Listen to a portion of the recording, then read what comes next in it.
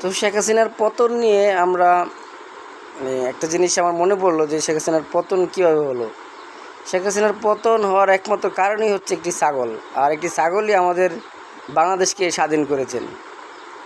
তো হয়তো আপনারা বলতে পারেন ভাই এটা কীভাবে সম্ভব, কি ছাগলের কারণে শেখ হাসিনার পতন হলো। আপনি দেখেন কোরবানির সময় যে এক মতিউরের ছেলে, ঠিক আছে, এটা ছাগল 15 লক্ষ টাকা কেনা দিয়ে শুরু হয়েছে শেখ হাসিনার পতন। সেখান থেকে আসলো বেনজির আহমেদ।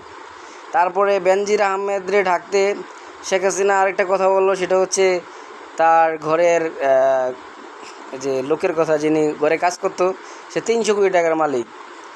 এরপরে সে ঢাকতে আসলো কোটা পদ্ধতি বাতিল।